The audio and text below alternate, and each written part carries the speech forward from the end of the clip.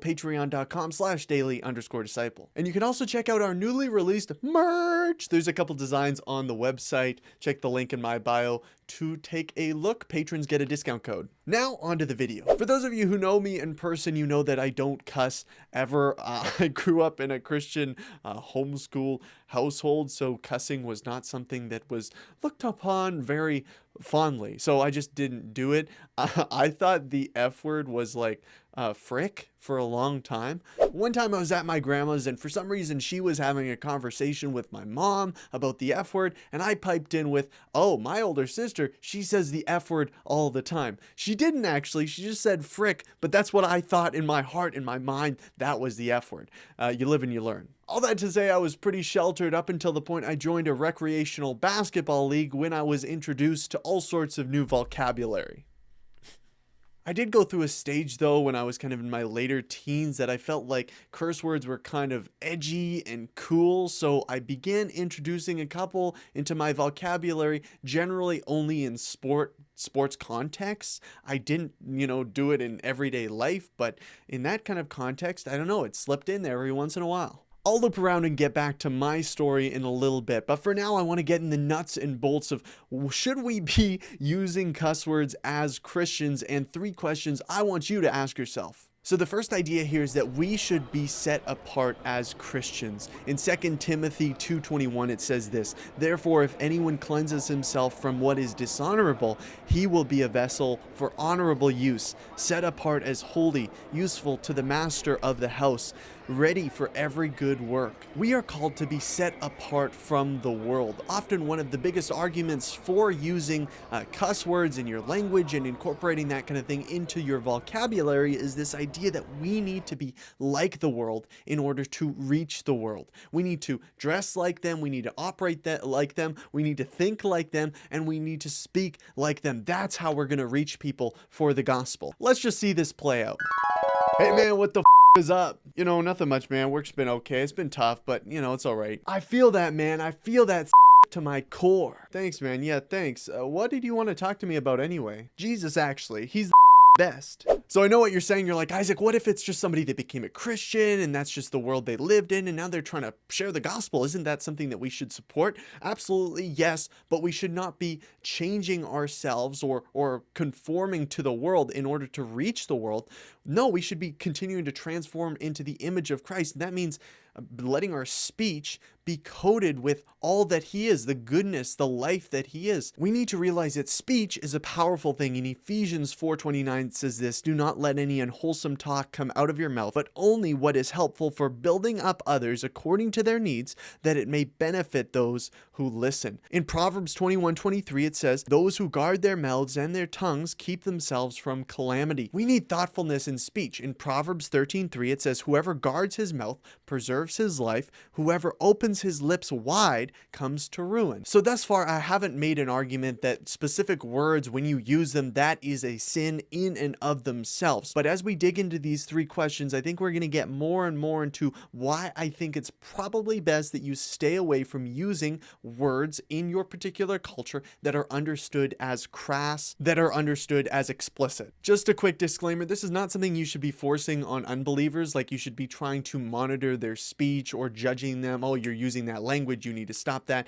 right? This is the kind of behavioral modification that a lot of Christians try to impose on unbelievers that just doesn't make any sense. They need inward transformation first and then letting that overflow into how they behave. So it's not something that you go around saying, you shouldn't use that cuss word, that's a bad word. No, it's like, how can I actually help you encounter Jesus and have your insights transformed so then you want to be discerning about the kind of language that you use in the context that you use it. So I've put it off for too long. Here's the first question that I want you to ask yourself. If you find yourself using cuss words more than you'd like, or maybe you're just using them and you're okay with it, but here's a couple questions that I want you to ask. So the first one is it going to enhance or detract from your witness? Do you think it's going to enhance what the kind of message that you're trying to share, or is it going to detract from it?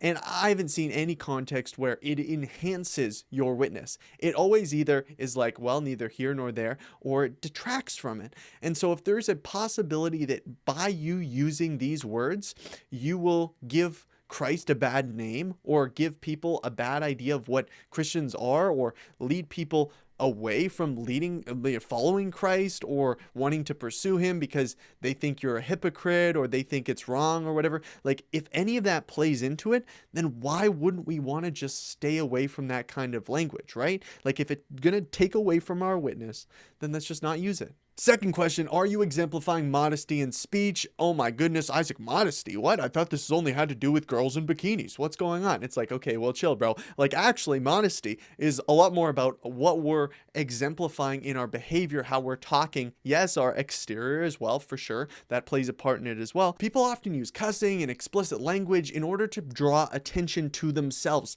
They want to be the center of attention, so they're not afraid of offending other people, or they're not afraid of becoming, coming across as too loud or whatever. It's like, no, all the attention needs to be on me. So the question we need to ask ourselves is, am I using this language just to draw more attention to myself? It's a question you should ask. The third and last question that we should be asking ourselves is it worth it? Okay, maybe certain words, right? They're not bad in and of themselves, right? Okay, it's like, it's just a word, it's just a couple letters put together in a cultural context that people see as, okay, maybe a little bit edgy. Not a big deal. Okay, we'll use it. Well, it's like, is it worth it? Because in this cultural context, when people see you swearing up a storm, what does that say about Jesus to them?